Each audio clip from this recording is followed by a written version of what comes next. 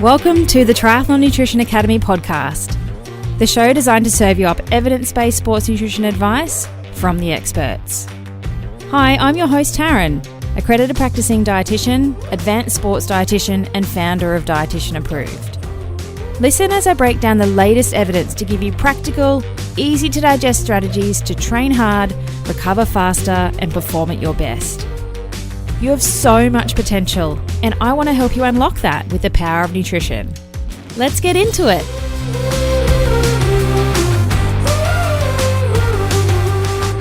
On today's episode of the podcast, I'm joined by physiologist Avish Sharma. He has done his PhD in altitude training at the Uni of Canberra and the Australian Institute of Sport. I had the pleasure of working with Avish in my role at Triathlon Australia and as part of data collection for some of the race walker studies down at the AIS in Canberra. He took a lead role heading into the Tokyo Olympics for the triathlon team. He did a lot of work getting them heat acclimatized and heat adapted for what was set to be a really hot environment. So he's perfect to join us on the podcast today to talk about heat acclimation and how to do it properly. He's moved on from Triathlon Australia days and is currently working with the athletics program down at the Victorian Institute of Sport. He's always a good chat. Avish loves a good laksa, and I hope you enjoy the conversation today. All right, welcome to the podcast, Avish. Hello, Taz. How are you? I'm good, thank you. That's good. I miss working with you at Triathlon Australia. Those were good times, weren't they? You were the first kind of fun dietitian that I worked with. Actually, no, that's not true. I've worked with a lot of great dietitians, but I feel like we connected early on. Was it Supernova 1, I think, with the race walkers? Maybe you came down for a little bit. Yep, that's right. I helped with a race walker study. It's because you're an awesome human and we, bonded over laksa. Yes, that is one of many noodles that I enjoy eating. So I wanted to get you on the podcast today, Avish, because you are the master in physiology for heat adaptation and you had some pretty good practice in the Olympics heading into Tokyo with our triathlon team. But I wanted to give the age group triathletes listening some tips for racing in the heat, because in Australia, our age group season is very much in the hot part of the year.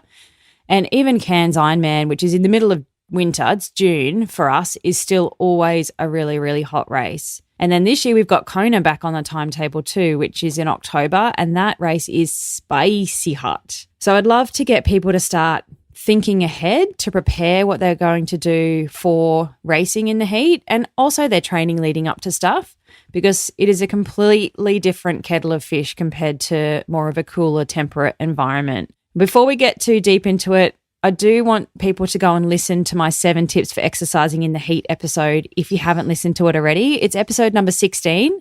It's got some really good nutritional tips for what to do if you're trying to train in the heat. But I've got Avish on today to go a bit deeper into, how we heat adapt and the benefits of doing it. So that is why you're here, mate. I'll do my best and give your listeners some practical advice and things that they can use in their own prep to help them race as fast as possible in some of their races coming up. Thank you. That is exactly what this podcast is about, translating that deep science into something that's practical, easy to understand, that anyone can walk away with. So thank you. No dramas. All right, let's get into it. Why, firstly, would someone even want to heat adapt themselves? So usually when you exercise, most of the blood that's flowing in your body is directed to your working muscles. But when you exercise in the heat, exercising normally unadapted will cause you to produce more heat than usual and faster. And so that can become quite detrimental to performance. And so one of the ways your body compensates initially is by directing more blood flow to your skin so you can dissipate off more heat.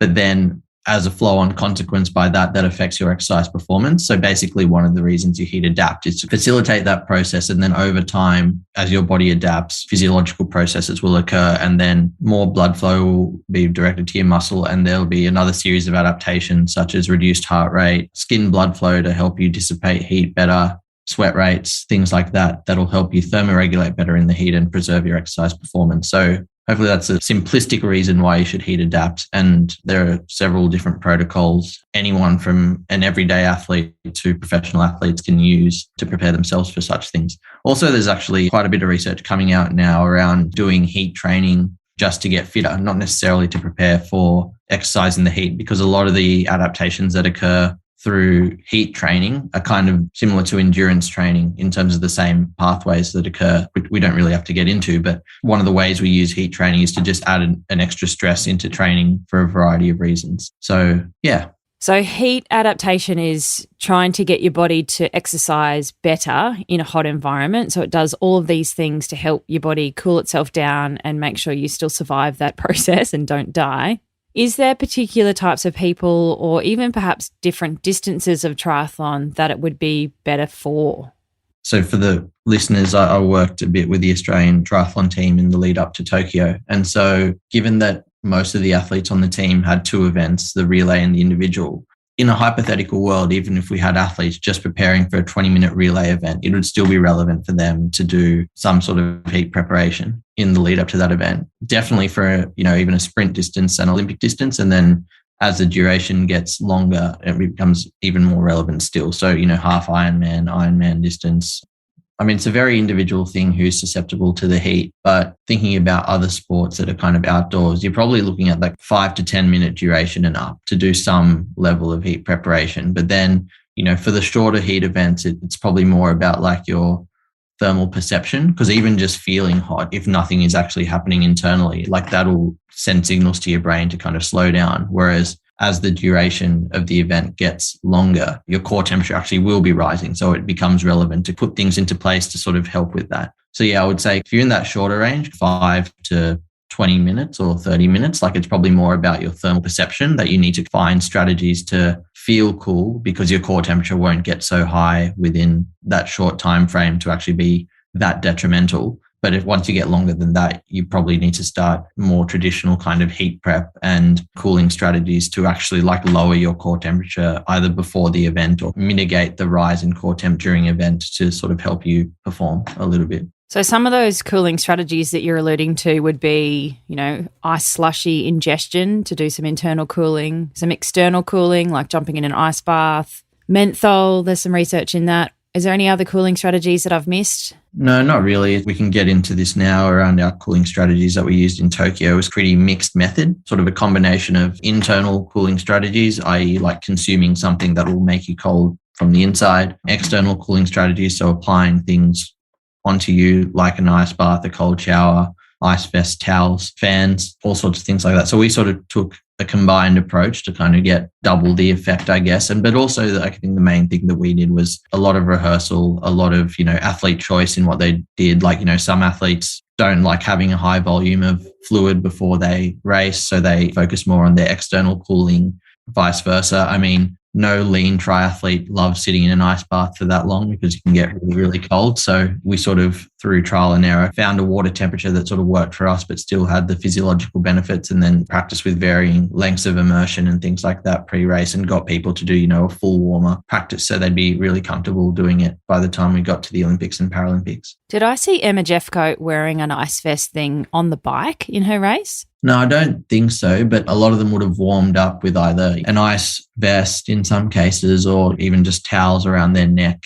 under their armpits and things like that. So a lot of athletes, especially on stationary bikes, would have had some sort of external cooling, and combining that with either sipping on a slushie or having it more in like bolus form. So like a large quantity at once rather than sort of sipping it over time. But we can get into sort of the specifics of some of that later in the conversation if you like, Taz. Yeah, maybe I saw an image of her in her warm-up with it on. That could have been what it was. Interesting to kind of not be there for once, but then kind of see all the stuff that was happening from the perspective of kind of knowing roughly what was going on. Yeah, it's hard to sit in the sidelines in Australia, actually. Okay, so in terms of heat adaptation, we're trying to get the body to perform better in a hot environment, and we can help that process by doing heat adaptation strategies plus some cooling strategies. Is there any negatives and any particular people that need to potentially not play with this sort of stuff? Yeah, so like on the gender differences, I think that research is still emerging. So I don't think it's set enough yet that you'd be fully comfortable making an evidence-based recommendation of it. I think the main thing that we were concerned about with the heat training is just like how much it takes out of you in a sport that's already pretty high volume. The elite athletes on the Olympic team and their colleagues that are representing Australia, they're training, 25 to 35 hours a week as a guide. It's already a lot of physiological and physical stress on the body. And then you're adding in something else again, which in athletes that already find it hard to recover, pretty much do most of their sessions with non-optimal fueling because it's physically impossible to get enough food in the hours in the day to fuel that many sessions. So anytime you add something on top of that, really, like, without getting too kind of population specific here between different people, like, that's going to impair their ability to recover again. So it was something that we grappled with quite a lot because we couldn't compromise the normal physical and physiological preparation of the athletes just to get heat training in. So that's probably something that's important to remember for the listeners. It's definitely important to integrate some sort of heat preparation for, Cairns or Kona or whatever race it is in the heat that you're preparing for. But don't do it such that it compromises your normal training. Because at the end of the day, the best thing you can do to perform well in the heat is be really fit in general. And then on top of that, add in some of these strategies that can give you that extra 1 to 5% improvement as well. I probably don't have an answer in terms of, which specific groups might be more susceptible, but the main thing to look out for is in an already high volume sport, adding on an extra stress that can make people more susceptible to low energy availability and more susceptible to under recovery and under fueling and all these other things that can be red flags to having a good performance. That's an excellent point. Thank you. Because I know that people listening will be like, yep, I'm definitely going to do this. Triathletes like shiny objects and like to be across all the things. So just a little, stop point or checkpoint in your thinking that if you haven't got all of that nutritional side of stuff optimized, you haven't got your nutrition periodized, your energy availability is on the sketchy side of things, then you don't play with something like this. This is when you've got all the other stuff dialed in. The sprinkles on the icing on the cake, right? It's the little top tier things that we can utilize when you've got that really solid cake foundation made first. Yeah, absolutely. And I think even within the modalities of heat preparation and cooling that you do, there are some that are probably like lesser impact than others and more practically achievable. What would they be? Even in preparation for Tokyo, it was sort of like the COVID games, as everyone knows. So a lot of the athletes, as the listeners would know, are sort of spread around Australia, if not spread around the world in the lead up to a major competition. So we were buying, Bunnings tents and setting up heaters inside those, spas and saunas, post sessions, extra clothing, indoors without a fan, which is kind of an interesting one because the two things you want when you're adapting to the heat is an increase in core temperature and you want to sweat heaps. But the thing with the sweat response is you kind of want to facilitate it to evaporate because when it evaporates, you sweat more. Whereas if you sweat and it kind of just pools on your skin, it sort of dampens the sweat response.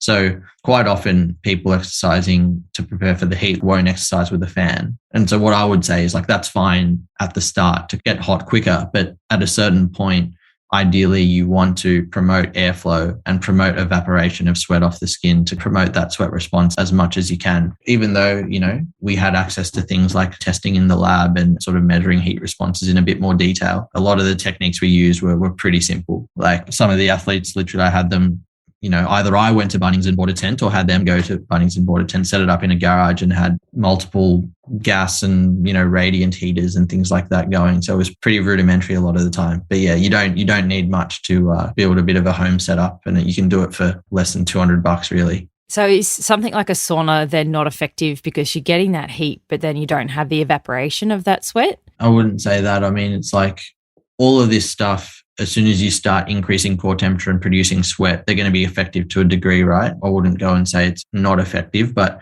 because we use kind of like a mixed methods thing and sort of had to fit it in around people that are training sort of 30 hours a week or whatever, it's kind of like finding the most appropriate stimulus at a given time. So sometimes that would involve exercising in a heat chamber. Sometimes it would involve sitting in a spa or a sauna, et cetera, et cetera. So as long as, you're kind of hitting most of those things at some point in a periodized way, like I think it's fine. Like some athletes, all they'll have access to is a spa. So I wouldn't not recommend they use that because they're going to be immersed the whole time and don't get as much evaporation as, other modalities of heat, but they're still getting the core temperature increase really. So the first barrier to a lot of the listeners will be what can you actually access that's practical and you can achieve in a timely manner, and then layering on some of the need to haves versus the nice to haves on top of that to get what works for you. Are you a triathlete sick of fumbling around in the dark with your nutrition? Is nutrition the missing link in helping you reach your goals? And do you want to maximise your training efforts and level up your performance? Of course you do! Come and join me for free at Fuel School. It's a free 3-day live and online nutrition training week. And I've designed it to give you the nutritional edge in 2024 and lay the foundation of your day-to-day fueling and race nutrition. It's on the 14th to the 16th of January, 9 a.m. Brisbane time, so Australian Eastern Standard Time every day, which is 3 p.m. PST, 5 p.m. CST and 6 p.m. EST on the 13th to the 15th of January. To register, head to fuel.school, www.fuel.school. Whether you're a seasoned triathlete or just starting your nutrition journey, this free event is your opportunity to learn from an advanced sports dietitian and triathlon nutrition specialist and transform the way you approach your nutrition for 2024. Fuel.school, it's free. I'll see you there.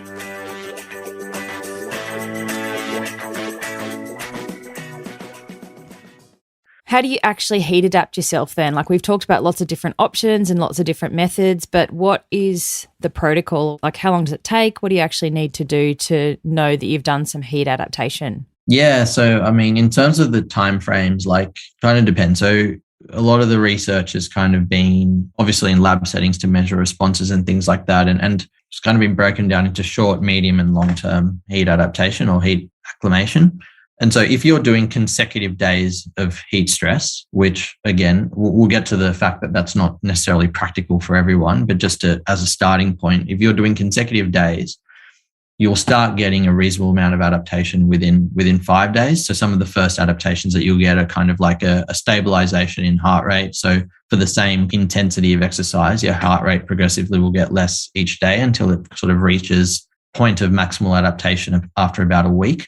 Your plasma volume, which is sort of a component of your blood, will expand within the first week as well. And there are a couple of other things like that. However, the sweat response, i.e. to help you sweat a little bit more in the heat, to dissipate more heat when you're exercising the heat, that probably takes more in the 10 days to 2 weeks range. So the simple answer is most of the adaptations you can get within a week to 2 weeks, and you'll have pretty much all adaptations in 2 weeks to a little bit over 2 weeks. So that's if you do consecutive days of heat training, which in terms of in the Tokyo prep, how we approached it was in order to get those full range of adaptations, working with the coaches, we sort of came up with a period in the season, whether it was, straight after a race or where it could fit in with training, where we did try and chase those consecutive days of heat stress.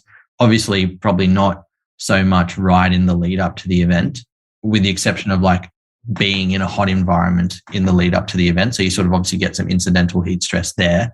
But in terms of an actual intervention using chambers, spas, saunas and stuff, we're sort of talking more doing some of the work early. So, 2, 3, 4 months out from the major event that we were preparing for, going after like a real block of consecutive days training there. So, a couple of the athletes went with that approach, probably around Easter time, like April-ish. We're able to get either, 10 days heat done in 12 days or, 9 days straight or things like that. Like in this time when you're sort of competing with regular competition and other priorities in training, you kind of like take what you can get. So that was that. But then probably what's going to be more common for people is kind of intermittent approach. So maybe 2 days a week or 3 days a week. But obviously, given you're not having the consecutive nature of that, you sort of have to do it for a longer period. But fortunately, there have been some pretty good studies showing 3 sessions a week for 3 to 4 weeks and have some pretty good results in terms of some of the adaptations we talked about before. So there was a study in New Zealand in some, highly trained runners that showed they did, I think, 3 sauna sessions a week for 4 weeks. And what that entailed was 60 minutes of low intensity exercise before, so just running. And then immediately after the session, sort of sitting in a sauna for 30 minutes. So what's that? 12 sessions, and they showed good improvements in exercise performance. I think it was measured with a treadmill test or something like that, and some changes in plasma volume as well. So something like that is pretty practically achievable for most people. I mean, a lot of gyms have saunas these days, or if not a sauna, a spa at your local swimming pool. So that's something that is quite a good option for a lot of people. So the slow track would be maybe 3 sessions a week over a month, say, and you still have the same adaptations as 9 days in a row, 10 days in a row. I mean, everyone's individual. Like some people will get a faster response than others. So whether or not you'll actually get the exact same adaptation. But to be honest, it's not really what we're here for. It's kind of just doing whatever you need to prepare for your event that you can manage. And even with some of the athletes, like it's all very, very periodized. Like there'd be some times where just to get a bit of a stimulus in, like we've started the athletes with one session a week in the chamber, like one 90-minute bike ride in the chamber. And then that'll progress into 2 once they kind of got into it, and then 3. With some of these environmental stresses, as Taryn mentioned at the top, like my background's in altitude training, and sort of a lot of the way you think about heat and altitude can be quite similar. And there's a lot of research in the altitude literature around a cumulative effect over a long period of time. So like with repeat exposures. And we sort of had a similar philosophy with the heat stuff for Tokyo, is that some of the athletes, they're, from places like Victoria or Tasmania or, Southern Australia, where peak temperatures in the summer are only in the mid to high 20s a lot of the time, as compared to, northern New South Wales or Queensland, where it's a lot hotter. So, logic would dictate that they probably need a bit more kind of heat work to sort of get ready for something like Tokyo. But then you have to balance that out about how tired heat training can make you and how some of the detriments of it. So we sort of almost try to take a bit of a long-term approach, in that it's not just sort of getting some heat work done in the 6 weeks before an Olympics or Paralympics. It's more about starting the conversation, 2 years out or 18 months out, and saying like, when can we get regular doses of just a little bit, just to top up the system and stress the body to make new adaptations that it hasn't necessarily had before. And to try to simplify it, it kind of makes sense in an intuitive way, right? Like if you spend a lot of time in hot conditions or hot weather, you're probably going to deal with it more so than, someone that's come from the snow or something like that. Yeah, totally. The people that live in Queensland and train in Queensland and then race in the heats, it's just normal for us. It's crazy hot. Like we've just had a really crazy heat wave go through northern Queensland. But then it's more so for the people that travel up from, say, Melbourne and do Cairns Ironman in June, which is spicy hot, and really struggle. So it's those sorts of people that need to start thinking about it early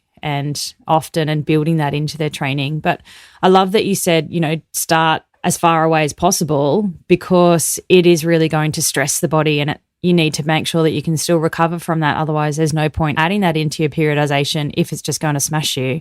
One of the athletes that I worked with, and you would have worked with as well, Taryn, like she earlier in her career had quite a few negative experiences in the heat, some races that she couldn't finish because of how hot it was. And she just took like a really long-term methodical approach of probably 2 or 3 times a year doing 2 or 3 week blocks of just getting in the heat chamber, and her coach would write her sessions and she'd get them done down at the sports institute that she was working with. And sort of that culminated in a world championship medal in quite a hot race. The body is very malleable in terms of adaptations, right? If you expose it to a stressor often enough and regularly, like you'll get a response in time. Yeah, it's really good advice. Thank you, Avish. So if somebody is heat acclimatized, how long do those adaptations last for?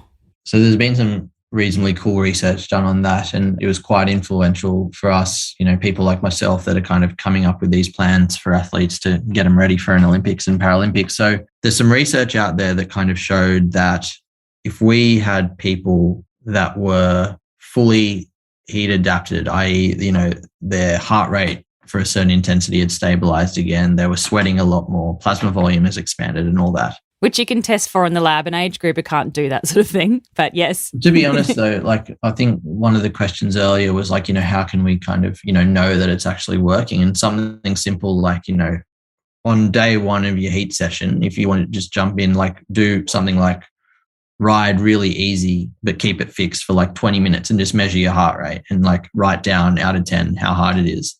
And then after your sessions, repeat the exact same thing. Like you should see a change. If you haven't seen a change there, like that means that you probably haven't quite got it right. And maybe you can, get some help from a physiologist or a dietitian about, what are the things that I'm doing that might not be optimal here. So I think the main message here is you don't always need the shiniest lab facilities and things like that to actually measure what you're doing. I think simple tools that are readily available, I'd always recommend using that.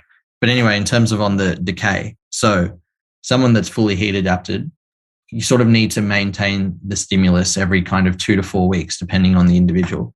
So if someone's gone and done their, 7 days in a row of heat prep, but then they do nothing for kind of like 6 weeks, you'll essentially probably have to start from 0 again.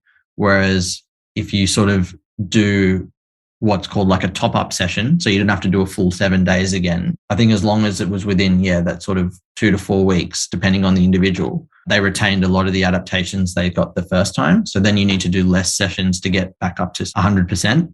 So that was kind of how we did it, was kind of, a longer block, kind of 3 to 4 months out, and then some maintenance. We spent a bit of time in Cairns, a couple of months out from the Olympics and Paralympics as well.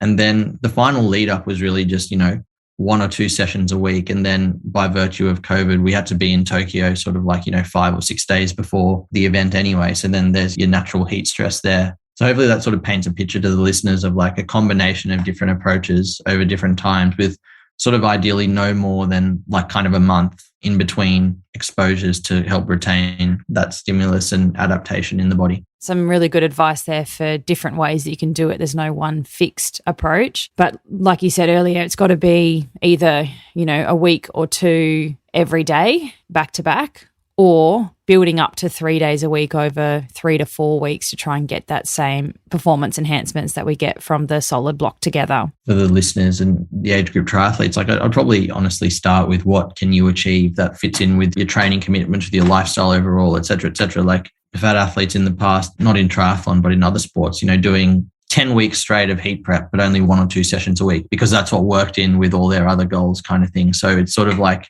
if you can only manage a lesser amount of sessions weekly, just do it for a longer period of time. But if you can actually say, I can do probably 5 sessions this week, well, then you probably only need to do 1 or 2 weeks of that. Or if you live in Queensland, it's just every day. So it's all good. Well, it was funny on that, because I think we got to a point that, I was definitely recommending for the Queensland-based athletes to kind of almost get out of Queensland for a month in summer, just to train in some cooler weather and actually be able to kind of, hit some targets. Yeah, exactly. So it's almost like reverse heat training, and just, training quality and things like that become quite difficult at a time when you're getting these, oppressive heat waves, and it's just so humid all the time in Queensland. So yeah, it's all about balance and getting everything you need, really. So if somebody lives in a cool environment, but then has to travel for a hot race, do you have any advice for them to try and maximize their heat adaptation heading in? Yeah, like I'd probably start at the event and work backwards, right? So the first step would be like, well, how long can you be in the venue before the actual race? Like, if there's some people that can be in Kona for 2 weeks before the actual event, that lessens the amount that they need to do in the lead up, because they're going to get a hell of a lot of adaptation from being there and doing their final preparation, like in those conditions. Even in that, one of the things that we sort of had to consider was, for athletes that hadn't done heat in a long time, and then, in our case, putting them in Cairns for 3 weeks, you almost have to prepare them for that itself. Even those athletes still did a little bit of heat prep just to get that adaptive stimulus going and sort of get the body used to some of those things, because the last thing you want is to be able to go to a training camp and then you're so cooked all the time that you can't actually train properly and things like that. So it's a similar thing here with Kona, I think. Like for me, regardless of how much time you can spend there before the race, whether it's 3 days or 14 days, I'd probably still advocate for doing some sort of prep throughout the Australian winter, just because the more you get used to it, like the less of an impact it will have at the time. Whereas if you're doing heat prep for the first time ever, like less than 3 weeks out from the race, like it's going to knock you around a fair bit. So it's almost like getting that really unfriendly period out of the way early, so then you can actually focus on your training. That was probably like the main philosophy we took with our heat preparation with the Olympic and Paralympic triathletes, was that the discussion with the coaches was like, all right, what are the key periods of training that you don't want like any interruptions in, and you want them to be going really well? And sort of once you find out those ones, then it's like, okay, well, you can't do any heat training there really, unless you're in a warmish environment. So Cairns in winter is not too bad. It kind of gets up to high 20s, low 30s, which is manageable. It's not oppressive like it was in Japan. So the training quality still, you're able to still get a fair bit done. But we kind of looked at other periods that would be more suitable to really like kind of give the athletes a stress, and we could build in more recovery and things like that. So where volume and intensity weren't really so much of a priority, and then being able to manage that with recovery as well, sort of thing. So it's a puzzle, but it doesn't need to be an overly complex puzzle. It's just kind of like still listen to your body, still, support yourself well with adequate nutrition and sleep and things like that. But yeah, it's just about sort of periodizing it in when it'll work. People hear me say the word periodized all the time, so I'm glad that you're saying it too. One of the things that is useful with triathlon is you do a bit of pre-cooling by jumping in for the swim, right? You get into a colder temperature than is your body temperature, so you can do a bit of pre-cooling that way. But what about for swimming in environments where the water is not actually cool? You get in and it's a bit of a bath. Yeah, so that was probably one of the most unique challenges about Tokyo and something that we found interesting to work through. So, I mean, intuitively, you'd be like, well, if it's hot outside, you'll sort of do heat training with the heater and on a bike or running. So logic might follow that, oh, well, the water's going to be warm. Let's just do a ton of swimming in hot pools or learn to swim pools or swimming with a wetsuit. Not nice. Actually, the physiological evidence for it isn't actually that strong. Whereas 14 days of heat training or sitting in a sauna and all that stuff like works, and there's quite a lot of evidence for it. The studies that have shown a similar approach for swimming in, water temperatures in the low 30s, which is, gets quite oppressive. The adaptations aren't as good. However, what you probably do need to do, and what we sort of tried to work on, was sort of, it's still going to feel terrible when you jump into the ocean or river or whatever it is, and it's like 32 degrees or 31 degrees or whatever. So what I would suggest is kind of working on the perceptual side so it becomes really familiar to you. So that way you can get your brain used to it and kind of still push when you need to. So we had our athletes at various times, again, in a periodized way, completing some of their sessions in, learn to swim pools or with a wetsuit on. If we were fortunate enough to have like natural hot water, we would seek that out. So just to get that kind of almost that mental adaptation to, okay, this is what it's going to be like. The first time you want to be swimming in 31-degree water is not the race. Like, try and sort of set yourself up to experience that beforehand. People seem to be really attuned to like really small changes in water temp, and like the difference between, 27.5 and 28.5 is a lot different to the same difference in air temperature kind of thing. So, even if you can get to like a 30-degree pool, it might not be exactly the same as what you're going to be swimming in a race, but something is better than nothing kind of thing. So, I think some of our athletes probably did in the couple of months leading up, maybe like 5 or 6 swims in really uncomfortable water just to sort of get used to the whole notion. Do you want to talk a bit more about pre-cooling, like any specifics around what people could potentially do in that space at home, like slushies, ice vests, that sort of stuff? Like, say somebody racing Cairns or racing Kona, or even just our, short course race schedule in really hot environments. What sort of things could people practically do in that sense to keep their internal core temperature down? So I guess the most basic one is slushies, and it's pretty easy. I'm sure you've got a killer slushie recipe, Taryn, but the one we used was sort of like 2 parts ice, 1 part water, 1 scoop of whatever electrolyte sports drink powder. You're sort of chuck that all into a NutriBullet, give it a bit of a blitz, and that's the makings of a pretty basic slushie. Because Tokyo was so oppressive, we were adding things like glycerol or extra sodium into the slushies as well. Again, to the athlete's taste, with a variety of different sports drinks that worked for them, and sort of came up with kind of a formula that sort of worked for each individual. So, some athletes like loved having a Red Bull before the race, so we'd make them a Red Bull slushie. Others, were pretty comfortable with whatever brand of sports drink that they were used to, so we'd make it out of that. So we had a pretty kind of bespoke way with our slushies, which I think worked quite well, and people were quite practiced with it. The thing that probably takes a little bit of getting used to with slushie is kind of the manner in which you drink it. So the base recommendations from the literature are kind of like 7 grams or mils per kilo of your body weight. So if you're, a 60 kilo person, that's roughly 400 mils of slushie that you want to be consuming. And I think to really get that drop in core temperature, you sort of want to consume a lot quickly. What we would get our athletes to work towards is kind of like, generally pre-race for most of the athletes was centered around their swim warm-up, which takes place at a fixed time. You always have to be out sort of, 30 minutes before or whatever it is before the race. And so we kind of put that in first and then scheduled around that. And so what we generally advocated was kind of try and drink half in one go right before you swim warm-up, and then half somewhere in between finishing your last bit of exercise and then the race start sort of thing. So that's something you definitely need to work towards to get the maximal effect kind of thing, and just ingesting that much at a given time. Is there any tips on how to get that in quickly without getting a massive brain freeze? No, I'm literally like, just sort of try and not swill it around in your mouth for too long, just sort of just like get it down. And we use spoons and straws and things like that. So even though you're sort of taking in a lot over time, you're not sort of like taking like massive gulps. It's sort of like lots of small gulps kind of thing, if that kind of makes sense. So that's probably the main one with the slushies. Ice vests are pretty self-explanatory, to be honest. But ice vests aren't the most accessible things, but something that we used with varying degrees of success, but it sort of depends on how you use them, is kind of ice towels. And it's as simple as it kind of sounds. Get a towel, fill it with ice or dunk it in ice water, wring it out and sort of keep it around your neck, armpits, sort of those sorts of areas between your legs. For the regular listener, that's where like a lot of blood flow is in those areas. So it's going to go right centrally. If you can put it under your armpits, in your groin, there's big blood vessels in there that'll take that back to the heart. Absolutely. So that probably works best if you've got time pre-race to kind of just sit and relax. It doesn't work so well if you're trying to have an ice towel around your neck when you're walking around or like still exercising or things like that. So yeah, if you've got periods of time where you can just sit and relax, that's a good one. It's relatively easy to do on the fly with like just a couple of towels that you've got from your hotel or your race pack or whatever. And hopefully there'll be plenty of hotel ice machines or something like that you can, get a bit of ice from. Even with slushy, like if you don't have a blender handy, like freezing a Powerade or whatever drink of choice overnight and just smashing it up the morning of and consuming the ice. The key thing with the slushy is that because the heat transfer from ice when it changes to liquid is a lot better than just having a cold liquid, it does make a difference having an icy drink rather than just super cold liquid.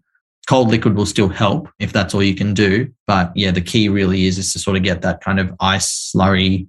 And then, ice baths and things like that.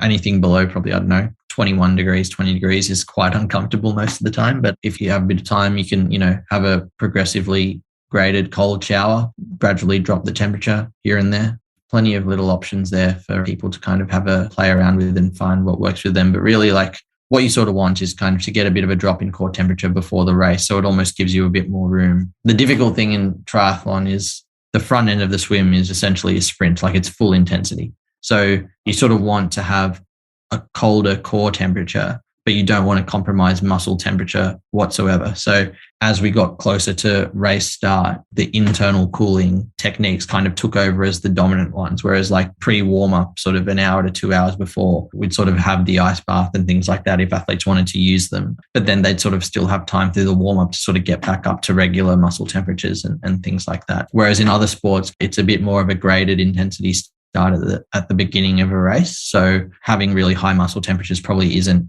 as critical as it is in triathlon. So the message here is you don't want to cool down so much when you're preparing for a triathlon just because of the nature of the swim. So that's something to keep in mind as well.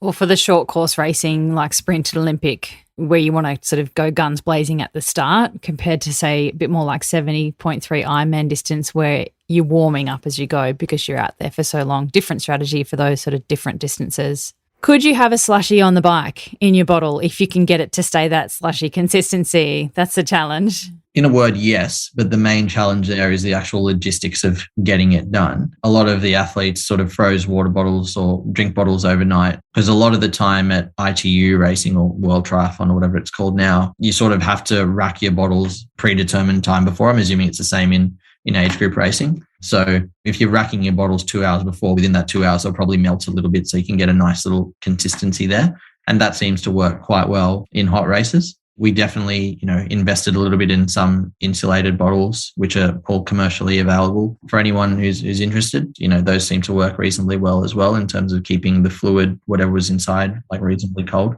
It's something you could test out beforehand. Like if you know roughly what time it is between transition closing and when your wave start is, estimate when you'll then be on the bike. Freeze your bottles overnight in like Camelback do them, those insulated bottles, but there's other brands as well, and leave it out from that time and see what happens to it and see if it is still cool or if it's frozen in a brick. You don't want to get onto the bike and have your water or fluids or whatever completely frozen, not consumable. But then, you're not getting any benefit, I guess, if it's completely melted too. But, you still need your liquid on the bike. So you can actually test that in a training situation and see what happens to it. Absolutely. All right, well, thank you so much for joining me, Avish. So many awesome practical things that people can walk away with. Little bit of a word of caution, though, is that you wouldn't really dabble with stuff like this unless you've got everything else nailed first. you've got really good training program and you're absorbing your training. You're not just absolutely smashed at the end of the training week. And also that you've got your nutrition periodized to that. You know how to eat for light days. You know how to eat for moderate days. You know how to eat for hard days. Because if you layer in these more performance enhancing strategies, your body needs to actually absorb them to get better. If you're not absorbing that, then you aren't really getting that benefit, are you? You're just smashing yourself and putting yourself into more of a hole, which is not ideal either. I completely agree with all of that. And the good thing is that there are some, less invasive and less potentially risky strategies. So, a starting point might literally be, instead of doing your run early in the morning, maybe try and fit it in your lunch hour instead in the middle of the day. Like that could literally be step one, just to get a little bit of extra heat stress there. And doing that consistently over a month, that will already have an effect. It's helpful to think about, what little things that I can do that won't, cause that much of a threat to my overall training as a starting point. And then, if you're handling all that really well and you find like you're progressing, then you can maybe add something in like a spa or a sauna or whatever. And if that again goes well, and then maybe you can, buy an extra couple of heaters and chuck them in your laundry and sort of go there as well. So plenty of different ways to sort of approach the problem. But whilst the heat training is an important aspect of preparing for competition in the heat, like it's not going to replace being fit in the first place and healthy and sort of having a good balance between all your training and everything else. Yeah, good advice. So if people want to hear more from you, Avish, where do they find you? I'm on Twitter. I think it's Avish Sharma 5. I mostly sort of tweet about sort of work-related stuff and publications and things like that. But if people want to get in touch, I think they can sort of probably send me a message on that kind of thing, or just follow what I'm interested in. Yeah, I might link a few papers in the show notes too if people do want to read a little bit further about heat adaptation and how to do it, and some pre-cooling stuff too. There's a few people that do want to read a little bit deeper. So I'll put some of those in the show notes too. Absolutely. Thank you so much, Avish. Have a great day. And you. See ya. Thanks for joining me for this episode of the Triathlon Nutrition Academy podcast. I would love to hear from you. If you have any questions or want to share with me what you've learnt, email me at podcast@dietitianapproved.com. You can also spread the word by leaving me a review and taking a screenshot of you listening to the show. Don't forget to tag me on social media at dietitian.approved so I can give you a shout out too. If you want to learn more about what we do, head to dietitianapproved.com. And if you want to learn more about the Triathlon Nutrition Academy program, head to dietitianapproved.com/academy. Thanks for joining me, and I look forward to helping you smash it in the fourth leg. Nutrition!